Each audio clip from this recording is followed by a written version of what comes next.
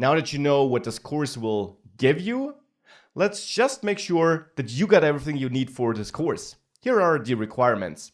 You need JavaScript and React knowledge. There is no way around this. We're going to use JavaScript, we're going to use React, and I'm not teaching you React in this course. I got a complete guide on React for that, and you need to know it because whilst we will not use the DOM elements like divs and so on, we will still build components with React. All the things you'll learn about React in my or some other React course will still be true. Lifecycle hooks, states, props, all these things still apply.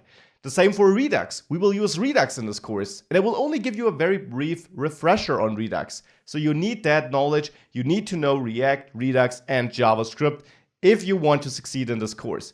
You don't need to be an expert, but the basics have to be there. Now, you don't need Android, Java, Swift, Objective-C, any of that. You don't need that. We are not going to write that code.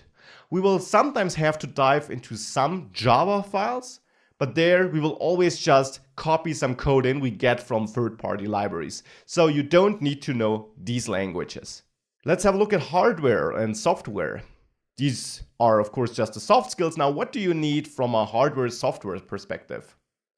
Well, it depends on which operating system you are and for which platform you want to develop.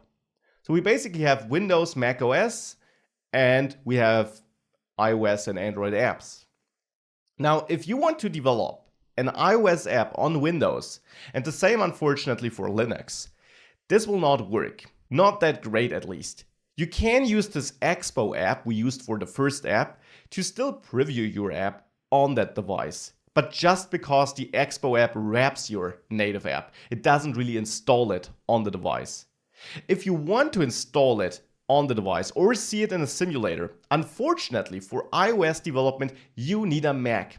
That's a hard requirement by Apple. That's how they are, I guess. There's no way around this. You need a Mac if you want to publish iOS apps and if you really want to install them on real devices or really run them on a simulator. Only the Expo app is supported for Windows. So you can write the code, you can't really see it run except for that Expo app. Now, all the other things here work, however. You can build for Android, and for Mac OS you can build for both platforms. And this is something which you need to know. There is no way around these restrictions. These are important, but that's all you need. If you fulfill the requirements you see here, you can definitely continue. If you want to build for iOS on Windows, you can still continue to learn everything. But ultimately, if you want to release the app, you need a Mac, or at least Mac OS, wherever that runs. So these are the course requirements.